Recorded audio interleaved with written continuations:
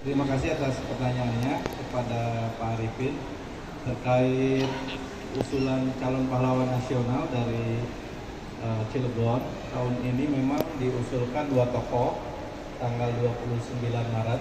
Kebetulan saya ikut mendampingi Bu Heni, mendampingi kawan-kawan dari Dinas Sosial, dari Dindik, dari Pemkot dan Pemprov Provinsi Banten. Dua tokoh itu sudah resmi diusulkan dan berkasnya dipandang lengkap, artinya berkas itu ada beberapa berkas utama dengan berkas supporting gitu ya, dan hasil sidang. Jadi berkas itu disampaikan oleh Kementerian Sosial ke tim penilai, ada 13 orang dari unsur perguruan tinggi, ada kepala arsip nasional, kepala perpustakaan nasional, dan 3 orang dari militer. Saya tentu tidak tahu satu persatu dari 13 orang itu karena tidak ada komunikasi antara tim penilai dengan kami, dan sekaligus juga itu steril dari dunia luar. Mereka bekerja sangat independen. Tindak lanjut dari hasil berkas yang kami usulkan itu, tim dari sana datang untuk verifikasi tentang makam dan seterusnya, datang untuk Kiwasit, dan untuk Syekh Arsad Towil itu juga lagi proses. Mudah-mudahan sama dengan Kiwasit.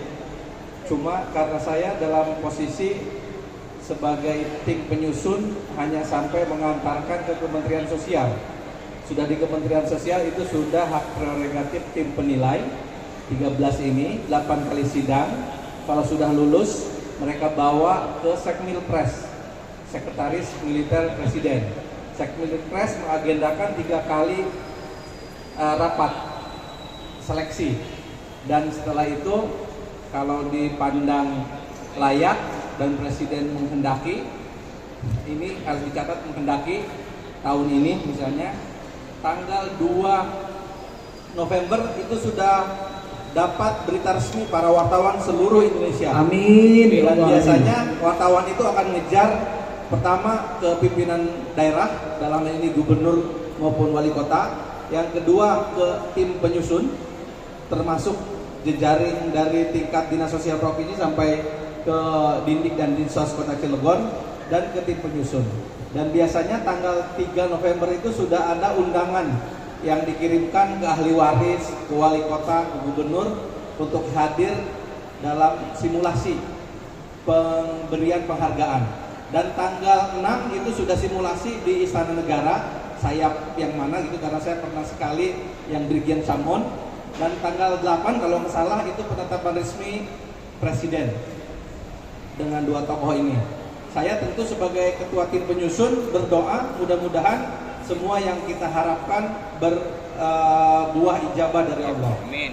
Tentu yang lain-lainnya saya tidak tahu detail. Pertama, kewajiban saya menyusun naskah akademik, ini berkasnya itu yang sudah kita cetak, tetapi nanti dibukukan dalam penerbit utama Gramedia. Selanjutnya saya sendiri tidak tahu, berkas itu kan kita copy 17 kali, 17 kontainer plastik, bukan kontainer truk ya. Itu kemana aja itu 17 kontainer saya nggak tahu.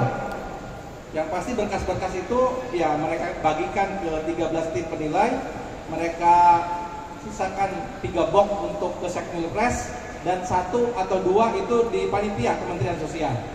Nah, saya sendiri baru tahu ketika ada tim verifikasi mau ke Cilegon. Saya sendiri waktu itu lagi mau rapat di kampus, tentu terhenyak, aslinya antusias, terharu gitu ya.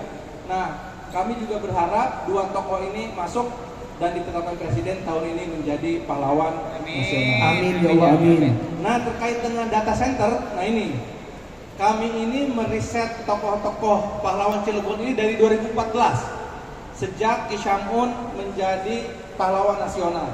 Kami juga nyusun buku sejarah Kota Cilegon dari 2012. Datanya kayaknya di Banten ini terbanyak ada di rumah saya. Jadi di rumah saya itu ada berapa box kontainer gitu, itu isinya kayak apa namanya, arsip-arsip gitu, tentang sekolah, tentang pasar, tentang kereta api, tentang tokoh, tentang tanah, tentang bangunan, macam-macam. Dan semuanya sebagian besar saya ambil memang dari data-data orang Belanda, karena mereka punya filing arsip yang rapi dan sebagian bisa diakses tanpa perlu ke Belanda. Itu nanti asisten saya kasih tahu mana linknya dan seterusnya. Persyaratan utamanya satu, boga kadaek, mau gitu ya. Yang kedua, boga kahayang, tekun gitu. Terakhir ngege kaharti, nanti juga ada imbalannya gitu. Kahayang, kadaek, jeung kaharti. Nah, untuk yang lainnya tentu ini sudah jadi agenda Dindik dan pemerintah